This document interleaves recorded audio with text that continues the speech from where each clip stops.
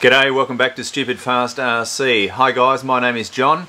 Now today I'm doing a bit of a how-to, and probably the most common watched video on our channel, and certainly the most common questions, is people getting into trouble with starting their Nitro RC.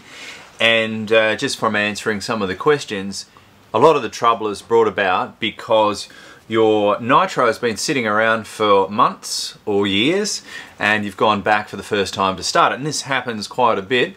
And some of the trouble comes because we don't necessarily put our RCs away properly. We don't winterize them, that sort of thing. So all sorts of things happen. Now, I think the most obvious place to start is with the electronics, because if the electronics aren't working, there's no point in trying to start the engine.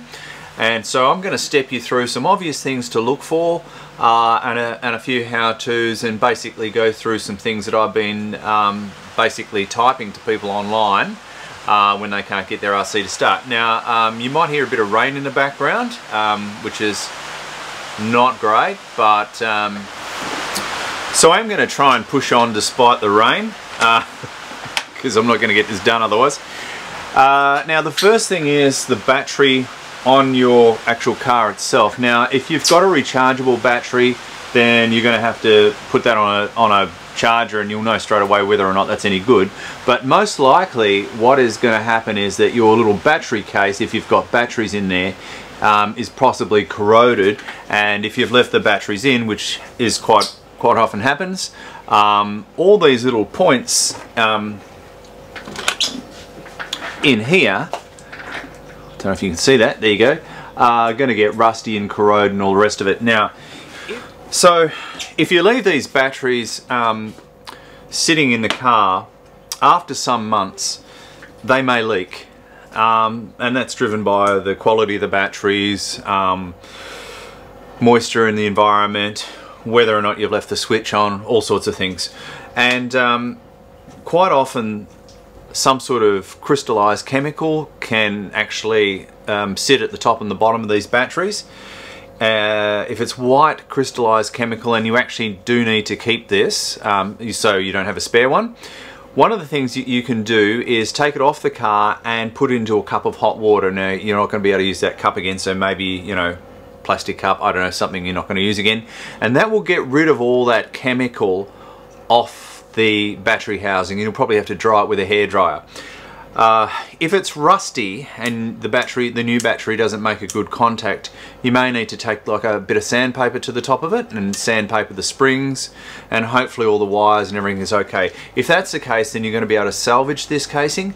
If it is more damaged than that, you're probably going to have to buy a new one, and you may have to go to eBay or to your local hobby store or wherever you got the car from to try and find a new one. eBay's not as good as it used to be for getting spare parts, but you can still get them. And worst case scenario, you could go to an electronics store and possibly buy a case that looks like this, and then solder the right sort of plug into the end of it, which you probably also get from the electronics store. Hopefully you'll just get a whole part, and that'll be fine. Happy days.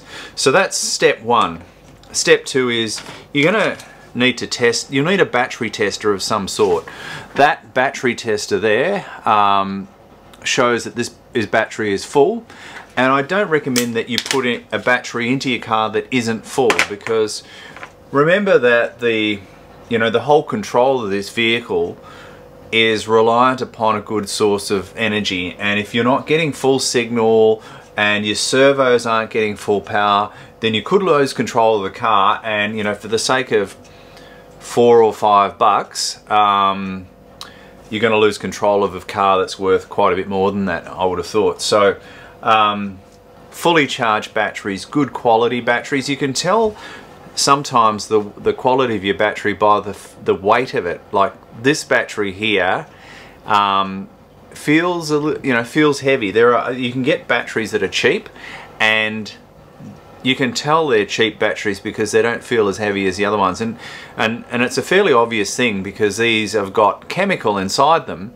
and if they're not full of the chemical, then they're lighter, and they may come up here as fully charged, but they're going to run down really quickly because they're just poor quality. So that's a thing to look out for. So once you've put your new battery pack in here, and I'm hoping that the corrosion or any sort of acid or anything from the batteries hasn't flowed through out of the battery case and into your receiver, and that's still okay. So I'm assuming that that's okay. Same sort of routine goes for your transmitter.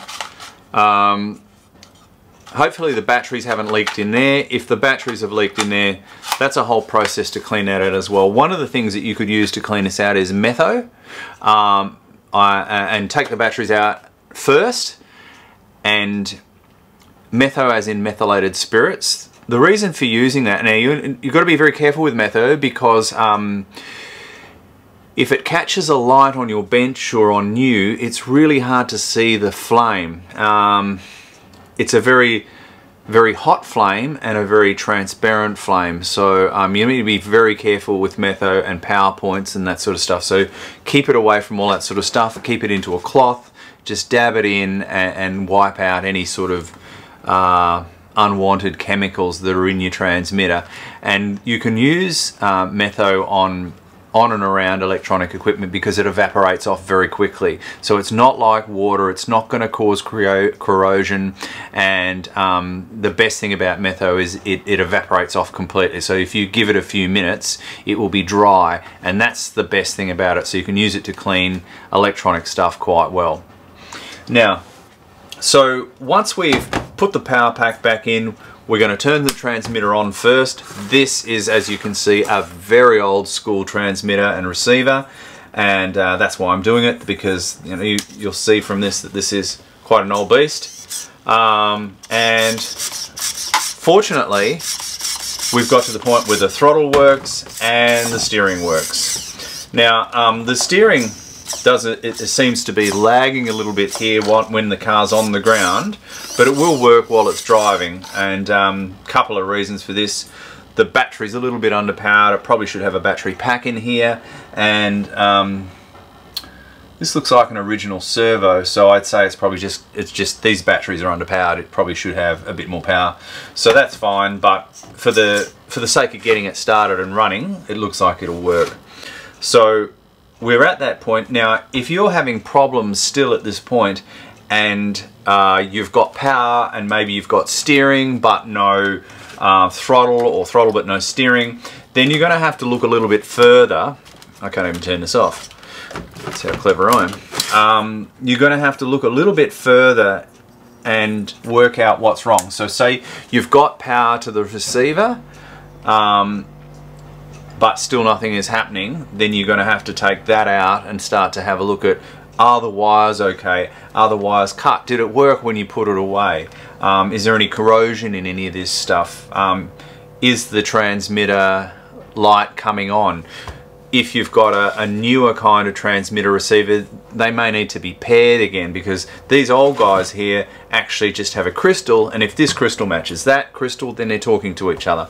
On a newer receiver, say like this, they're going to have to be bound, and you're going to have to go through the binding routine. I'm not going to go through a binding routine now, because that's kind of a little bit off track, and I'm sure you'll find binding videos all over the place. So if you're stuck with how to bind it, binding is a little bit different from device to device.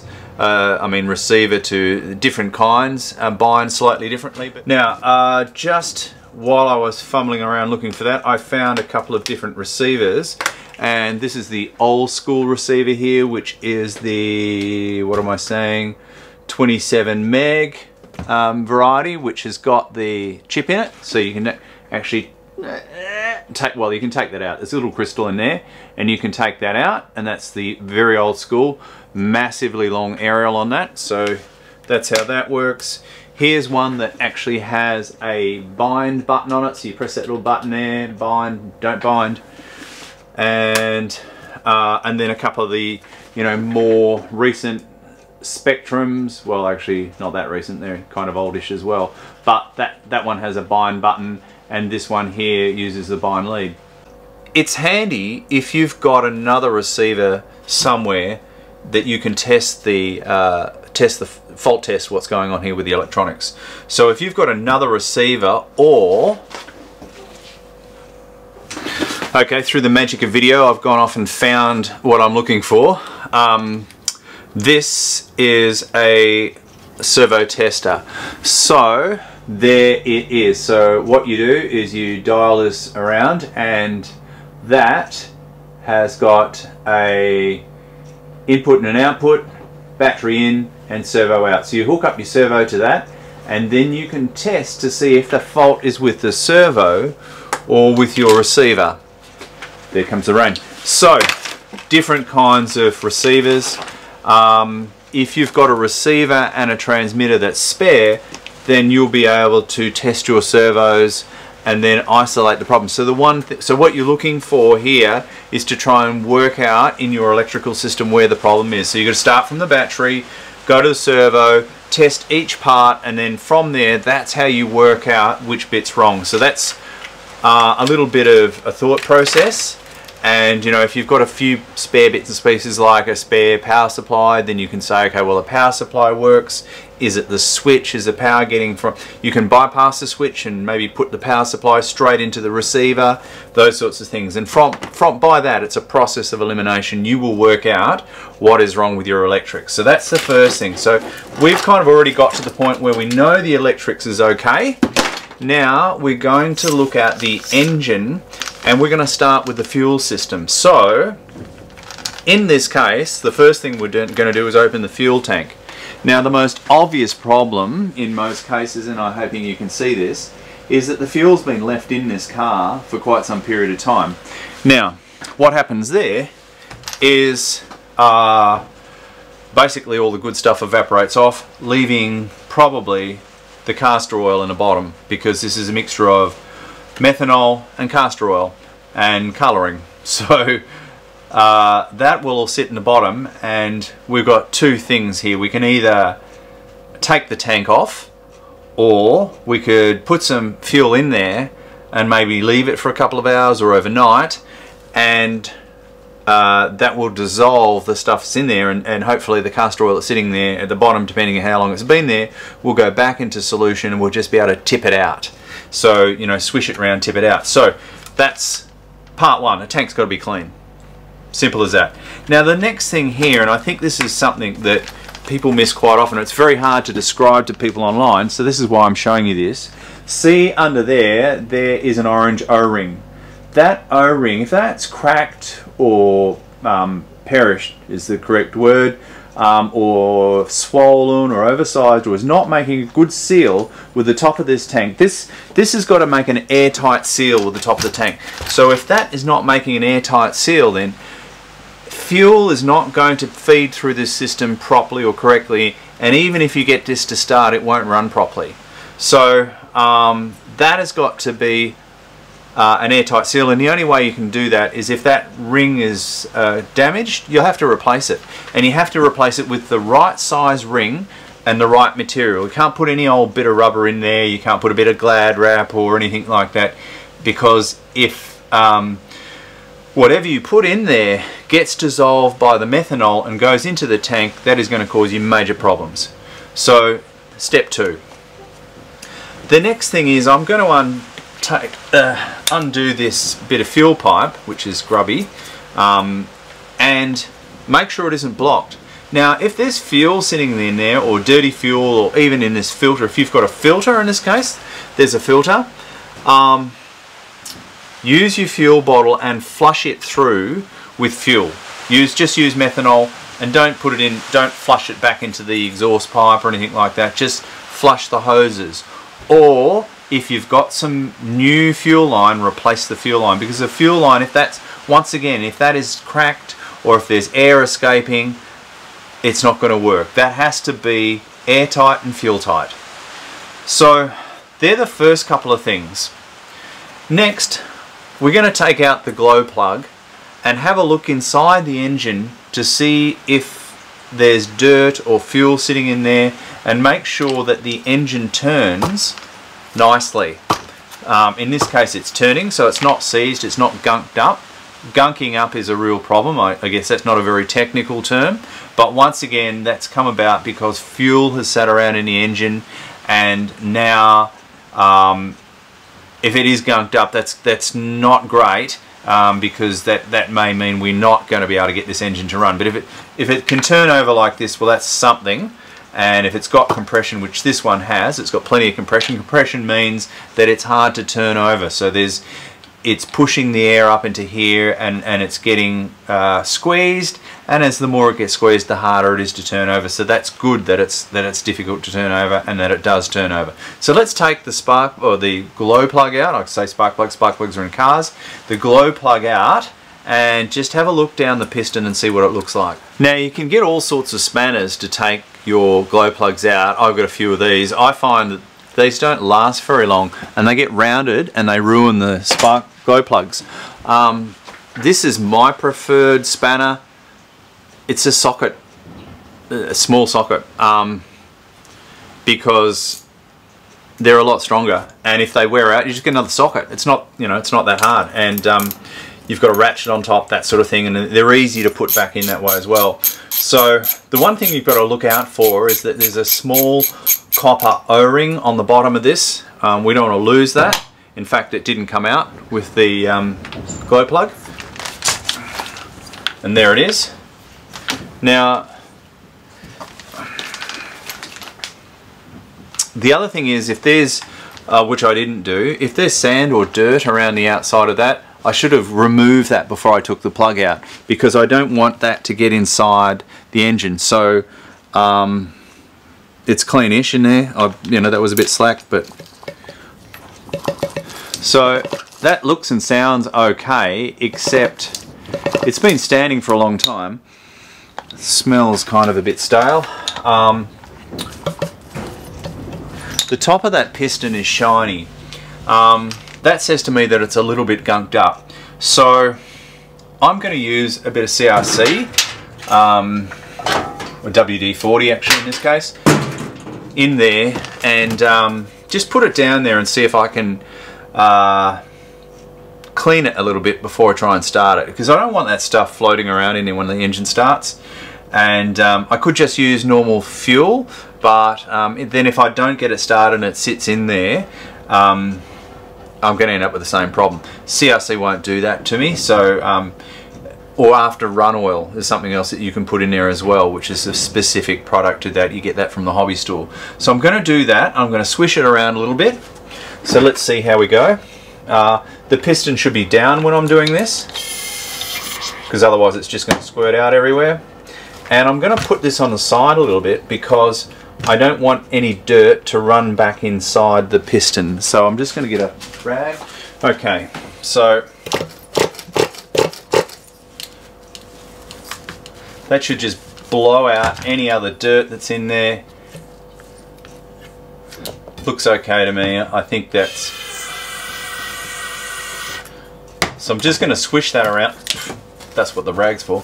I'm just going to swish that around a bit. That actually sounds... That sounds better now. It's actually sounding like it's free. It's nice and lubricated in there. And I'm going to just do that one more time. Fair bit of WD-40 in there. Arguably that may not be the best thing to put in there, but I've never had any problems with it. It works. You should be able to get that wherever you are in the world. Right. So I'm going to try and get most of that out now. I just want a nice coating of stuff in there. Glow plug looks alright. Probably what we should do is test it. Okay, so not the best camera work in the world, but here we go. See, you can see a orange glow in there. I would say that my, bit warm. My striker pack is probably not fully charged, but it does demonstrate the point that that glow plug works. If you've got a spare one or a new one, now's a good time to put it in. So we'll just put this back in.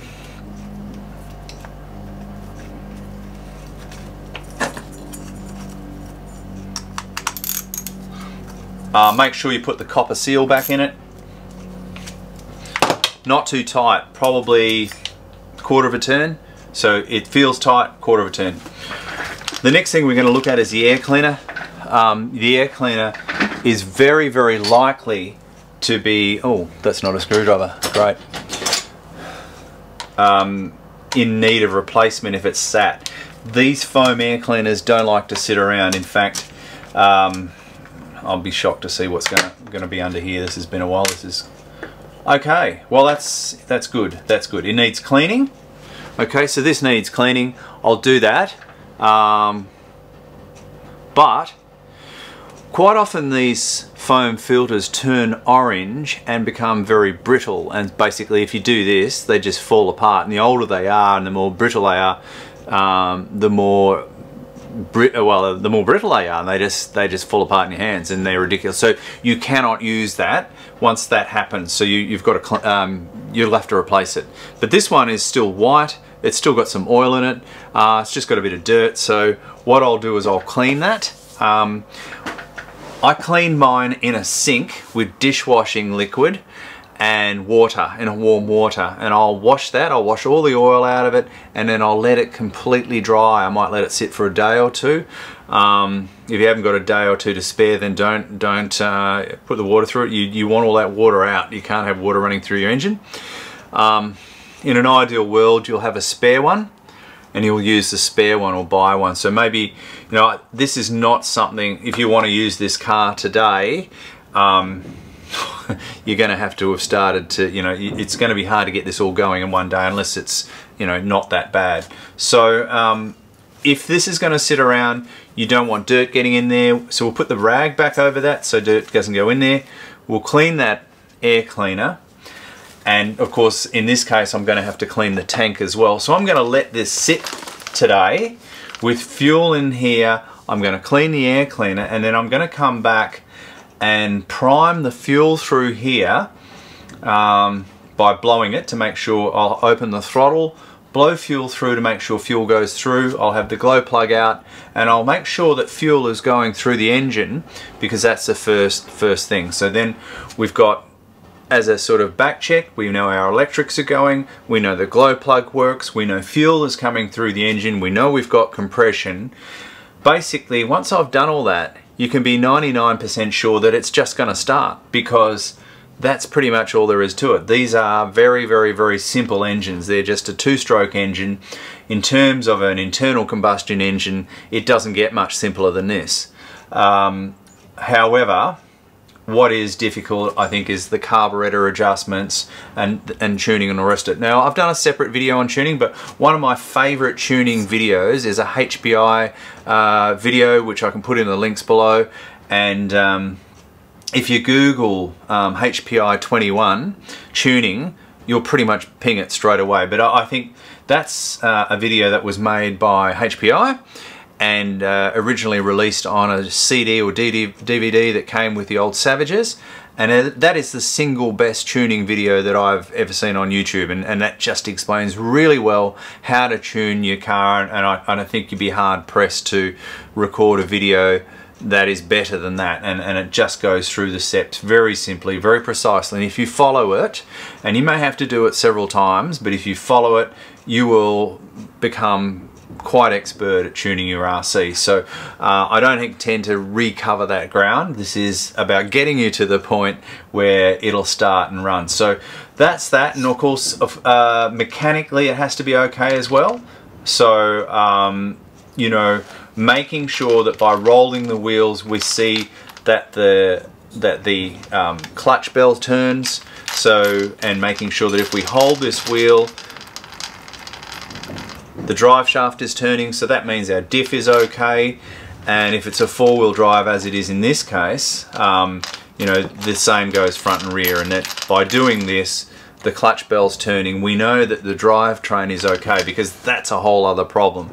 And each vehicle, of course, has got different mechanics, although similar, and the problems are going to be different to solve. So let's go through this bit here. I'm going to wash this filter and do the tank, and we'll come back.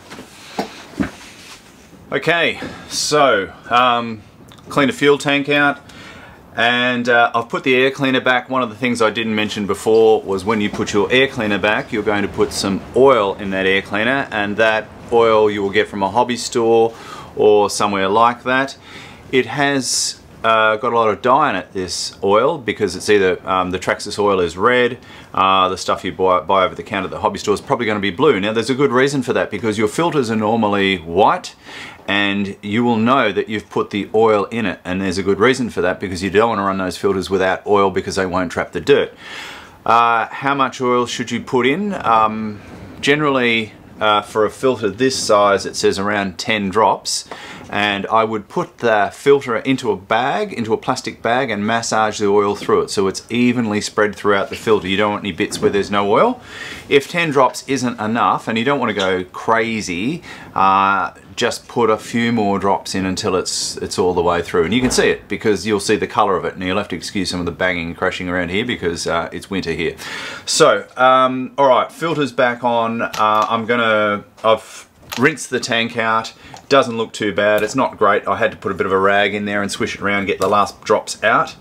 I'm going to blow some air through the exhaust end, or through the lid, and fuel should come out this other side. And it has. I'm going to just get a bit of rag. Hang on a sec. Right, so when I do that, I know that the first test that works. So I know that fuel is going to come through. I'm going to hold that this time.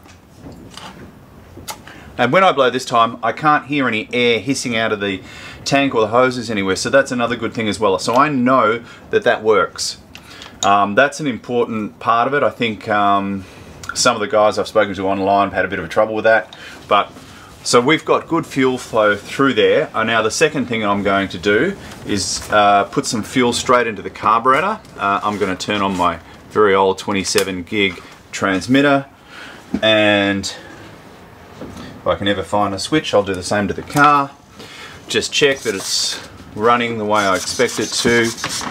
Good check to get that out of there. I'm going to open the throttle halfway and just blow some fuel into there, and I'll know that it's going in just by watching it.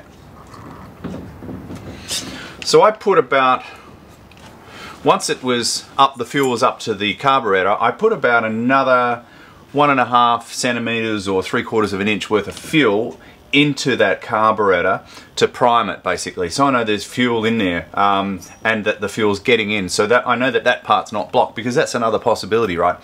If it's been sitting around for a long time and there was all fuel through here, it quite often turns to like a gel, and if that's sitting in there, then that's going to be annoying, because I'm going to have to take that carburetor apart and wash it, and then, you know, settings will change, all that sort of stuff. I preferably don't want to do that, because that's going to be really annoying. So, and it's quite a bit of work. So, or the other alternative is, if you've got a spare carburetor for a similar size car, you could swap it out, even better.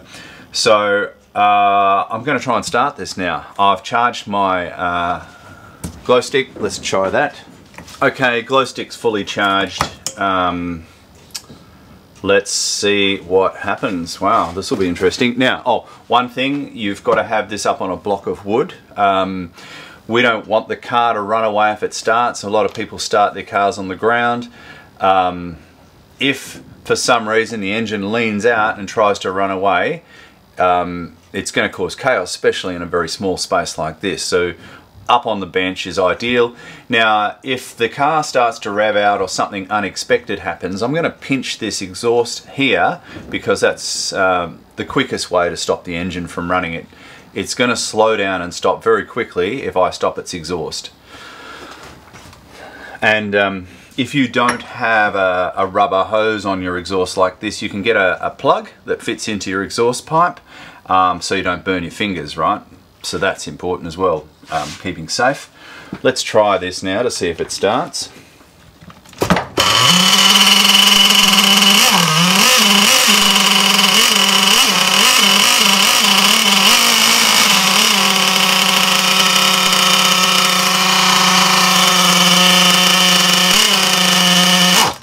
Oh, okay, it's stalled.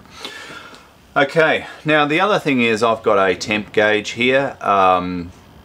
You'll have to read the manual on your particular engine, and if you don't have it, they're generally online. You'll be able to find them from the manufacturer, unless it's extremely old. But a Nitro should run anywhere, or should run operating temperature around about 260 Fahrenheit, but anywhere from say 240 to say 300 tops is okay, and it depends on the temperature of where you are at the moment. I mean, if you're in the snow, for example, well, your engine's going to be running a lot colder and it's going to struggle to get up to those sort of temperatures, so that's fair enough. But if you're in a hot environment, and we're in Australia, so generally in summer is pretty hot, mid to high 200s is fine. So and also then you're going to have to tune after that. So there is I've done a tuning video, HPI. If you Google HPI 21 tuning, you will find I think one of the best how-to videos online about how to tune your engine. It applies to these as well. It doesn't have to be a HPI engine, it's just a Nitro. So that video originally came out with the HPI Savage X21, I think, if I remember correctly. That's a very long time ago now, and just shows you step by step how to do it, and it's hard to go past that as a video. I think you'd be hard pressed to get a better video than that to tune your car. So that's the next stage, but that way that will make a difference to the temperature as well, because if it's running too lean, so there's not enough fuel getting here, that means there's not enough lubrication, you won't be seeing enough smoke, and that will mean that your engine could lean out and seize and get too hot as well. So all of the above. Smaller engines in particular, I don't, with the bigger engines that are a little bit more forgiving, but you still don't want to run them too hot. But smaller engines, smaller CC engines, like some of the early Traxxas ones that were on the JATO 3.3s, got to be really careful with those because they're a smaller piston.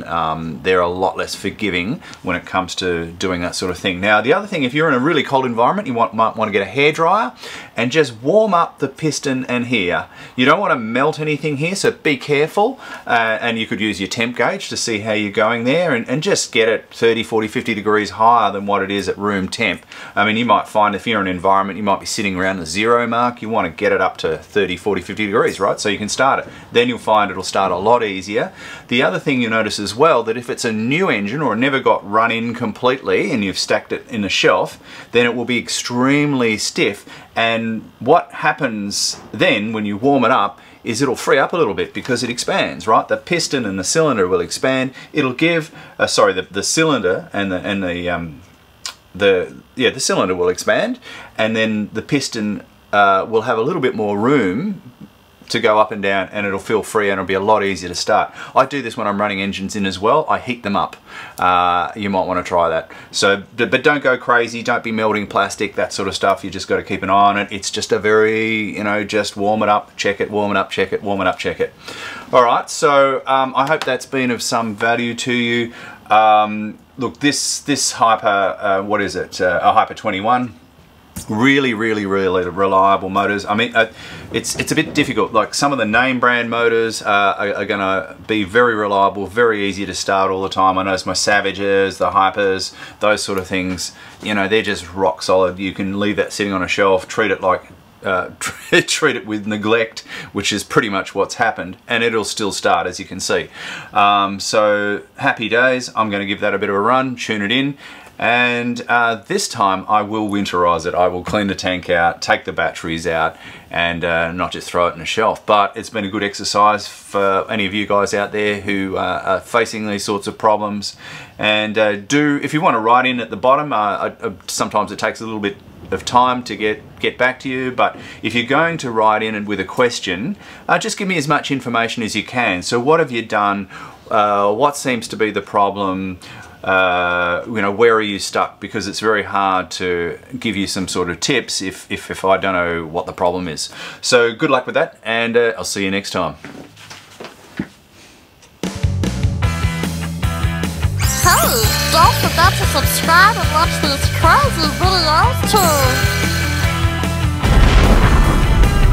Stupid fast, awesome.